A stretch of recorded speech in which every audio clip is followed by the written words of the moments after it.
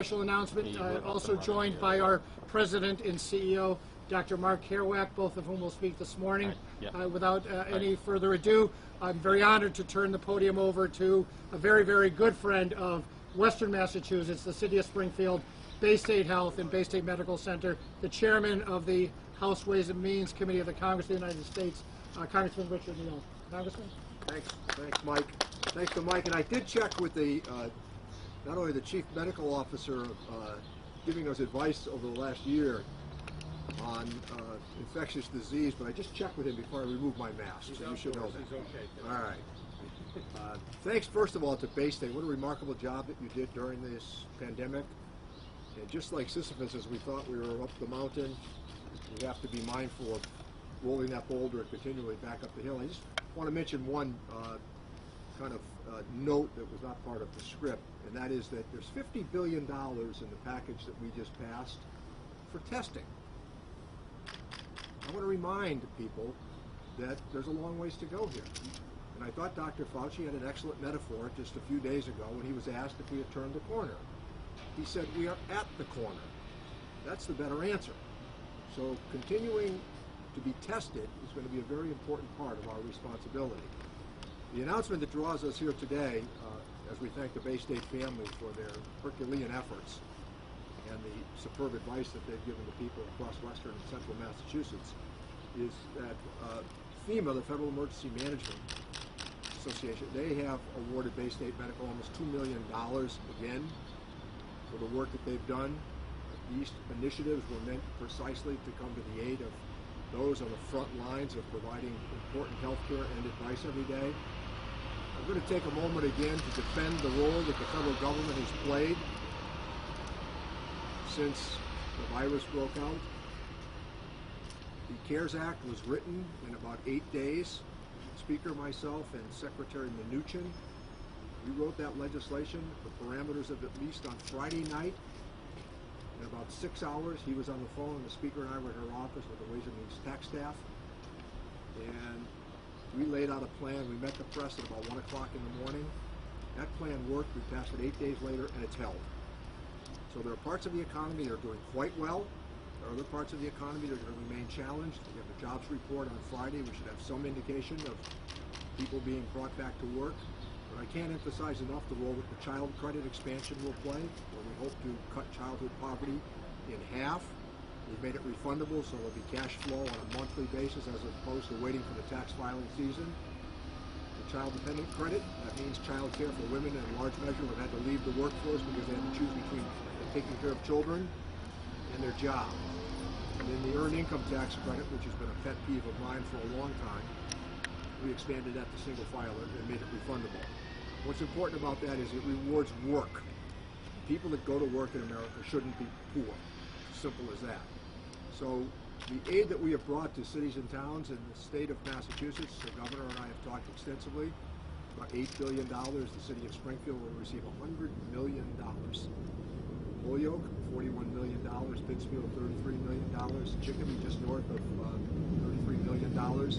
So this gives these mayors and local officials some flexibility in addressing the issues that are challenging all of us. And I expect that I'm going to do a briefing this afternoon with Steve Ricchetti called me last night from the White House, and I'm going to do a briefing this afternoon on the President's proposed infrastructure initiative, which surely will inure to the benefit of people in central and western Massachusetts, because I intend to make sure of that. And the President will lay out his plan. We're trying to get a timetable either tomorrow afternoon or tomorrow evening in Pittsburgh. Then on Thursday morning, I hope to see all of you again so that we can react to the President's plan as it becomes specific. So far, it's been offered in generalities, and we anticipate that the Ways and Means Committee, which wrote $1 trillion of this last cycle of the $1.9 trillion, we expect the Ways and Means Committee will write the revenue side of this. So this briefing today ought to get some idea of where the President's headed. Specificity will occur tomorrow afternoon or tomorrow evening, and then we will have a plan for you by the time that we get together, I hope, on Thursday morning. Looking at Margaret Boyle back there to see if she's nodding. If she's nodding, I'm okay.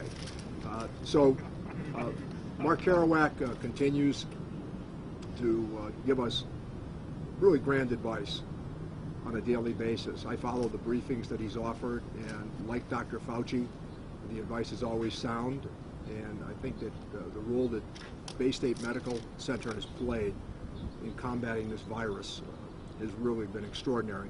Last point, until we defeat the virus, we're not going to have full economic recovery. And even though the jobs report should be pretty good on Friday, there's still 9.5 million people who have left the workforce, so labor participation rates reflect those numbers. Dr. Keroack? Well, thank you, Mr. Chairman. It's always great to see you. Always great to see somebody from the neighborhood stopping by for a visit, particularly if they're bringing us a little money. That's always welcome. Joking aside, though, Chairman Neal has been with Baystate and been with Western Mass every step of the way through the long, dark night of this pandemic. We recently marked the one-year anniversary with over 3,000 admitted patients, over 9,000 cases diagnosed, and nearly 500 deaths. The economic hit has been substantial. Our new CFO, Ray McCarthy, is with us today. He's been keeping very close track of these numbers. Between lost revenue and additional expenses, $155 million incurred by Baystate. And thanks to Chairman Neal and the CARES Act that he was central in crafting, we received $140 million, which largely covered that gap. It enabled us to save jobs, keep our centers open, and continue to battle this pandemic, even when we were shutting down other kinds of care. More recently, the American Recovery Plan, again, of which the chairman was a central author, is nothing short of historic. Beyond the aid to healthcare centers, it puts money into the hands of people that really are struggling the most. It's going to reduce child poverty by more than 50%, something that's a huge problem here in the city of Springfield. Aid to state and local governments, aid to renters and homeowners, aid to small businesses and to the unemployed, and additional monies for COVID responsiveness. You know, when Chairman Neal ascended to the chairmanship back in 2018, I had a private conversation with him in which I said to him that I thought this was going to be his moment after decades in Washington. And little did I imagine that anything of the scope and magnitude of what we've seen this last year, truly history-making interventions to improve the lives of all Americans, would be coming from his pen and from his hard work. So Baystate Health is very grateful. And I think as Americans, we're all proud of the work that you've done, Chairman Neal. Thank you very much. Thank you, Mark. Questions? What specifically is this $2 million being used for? Well, FEMA, of course, is disaster relief, and this goes to offset some of the additional expenditures that we've had to incur as a result of the pandemic. There's a lot of new equipment, new supplies, new jobs, all that sort of thing. So it's part of disaster recovery. PPE would be on the list, right?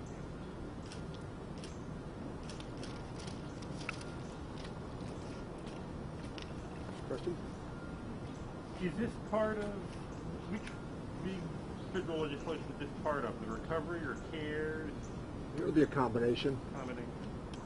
I did speak with Javier Becerra yesterday. He is the new secretary of HEW. It's always good to have somebody from the Ways and Means Committee ascend to that position. So we had a really nice conversation yesterday, and I made the pitch to him that there is some money left from the CARES Act, and Central and Western Massachusetts would be a good place to expend it. So I thought the conversation went really well. I also talked to him as we go forward about the role that climate change is going to play in our healthcare system, and spoke specifically about a number of other issues. And I expect that his first testimony will be before the Ways and Means Committee as the new secretary. So I also will tell you that we're going to get him to come here to Springfield. I can assure you of that. He's a former colleague. How much longer will the virus affect the economics here at Baystate? I would say until it's gone, until the pandemic restrictions are lifted. This virus is going to keep active in our community until the great majority of adults are either infected or vaccinated. And obviously the easier way to go is to get vaccinated. To Mark's point, we hit a pretty good milestone last week. 3 million people were vaccinated in one day. 20% of the adults in America now have been vaccinated.